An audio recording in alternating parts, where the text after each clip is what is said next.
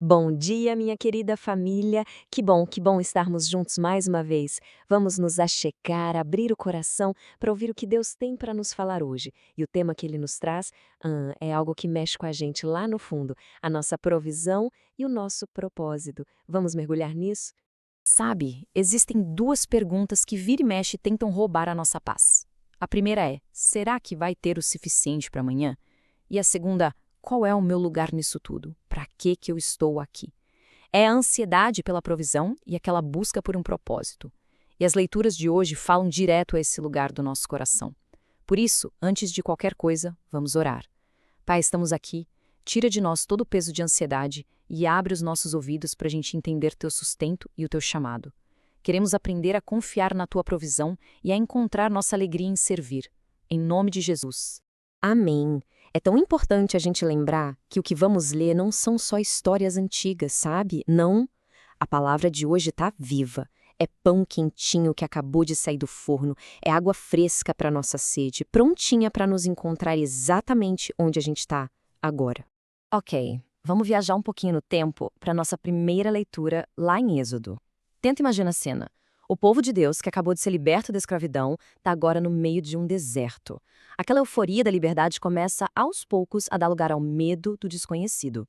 E o que acontece quando o medo da falta aperta o peito? A gente reclama, não é? É muito fácil para nós hoje, lendo a história, julgar a murmuração do povo.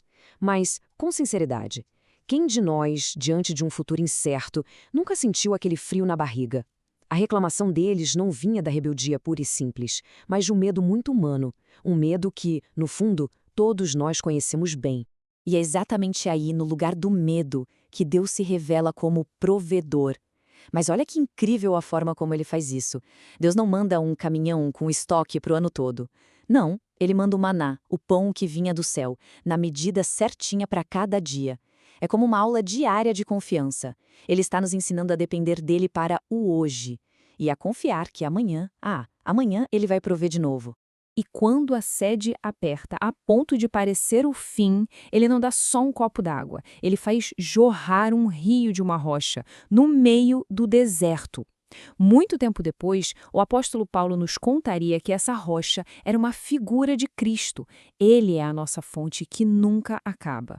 Aquele que sacia a nossa sede mais profunda, aquela que nada nesse mundo consegue preencher. E essa ideia de dependência total nos leva direto para as palavras de Jesus, lá em Mateus. Se em Êxodo Deus nos ensina sobre a nossa provisão, em Mateus, Jesus vem nos ensinar sobre o nosso propósito. E ele faz isso virando o nosso conceito de grandeza de cabeça para baixo. A lógica do mundo a gente conhece bem. Ser grande é estar no topo, é ter poder, é ter gente te servindo. Mas a lógica do reino de Deus é o exato oposto. Jesus nos ensina que o caminho para a verdadeira grandeza não é uma escada para cima, mas uma rampa para baixo. É o caminho da humildade, da entrega, do serviço. É fundamental a gente entender o quão revolucionário é isso. O Rei de todo o universo, o Filho de Deus, chega e diz que o maior no reino dele é aquele que se faz servo de todos. O nosso valor não está em quantos nos servem, mas em a quantos nós estamos dispostos a servir por amor. E essa imagem, ela ilustra isso de uma forma perfeita. Quando Jesus entra em Jerusalém, um rei conquistador chegaria montado num cavalo de guerra, um símbolo de poder e domínio. Mas Jesus escolhe entrar num jumentinho, que é um símbolo de paz e de humildade.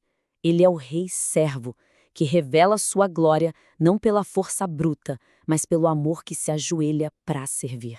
Certo, vimos sobre a provisão diária de Deus e sobre o chamado para a gente servir. Lindo, não é? Mas como isso funciona na prática? No nosso dia a dia, que é corrido, cheio de boletos e desafios, como é que essa palavra se torna vida em nós hoje? Vamos lá de um jeito bem prático.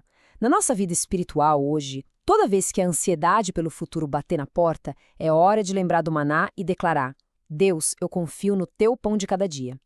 Na parte emocional, quando a gente se sentir seco, sem forças, a lembrança é: Cristo é a rocha, é para Ele que a gente corre. Nos relacionamentos, o desafio é procurar uma pessoa para servir de forma simples, sem esperar aplauso ou reconhecimento. E na vida financeira, um lembrete poderoso: Deus é a fonte.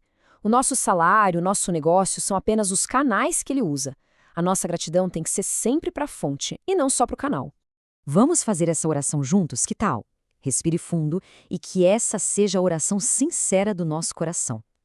Pai, que eu aprenda a depender do teu sustento e a encontrar a minha alegria em servir os outros, como Jesus fez. Amém. Que essa verdade fique gravada no nosso espírito hoje. Vamos declarar isso com fé. A minha provisão vem do céu. A minha grandeza está em servir. Essa é a identidade de um filho de Deus. E para a gente fechar esse nosso tempo, fica um pequeno desafio para o coração. Um convite para a gente colocar essa palavra em movimento. Escute esse conselho como de um irmão mais velho. Às vezes a gente pensa que servir precisa ser um projeto enorme, algo grandioso. Mas o reino de Deus se manifesta com um poder imenso nas pequenas coisas.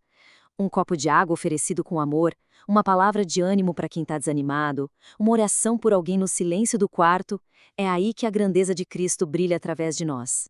Então a pergunta que fica ecoando no nosso dia é essa. Vamos prestar atenção? Quem é que Deus está colocando no nosso caminho hoje para que a gente possa servir e, através desse serviço, revelar um pouquinho do coração do nosso Rei humilde? Vamos ficar com essa pergunta e deixar o Espírito Santo nos guiar. Que tenhamos um dia abençoado e cheio do amor que se entrega.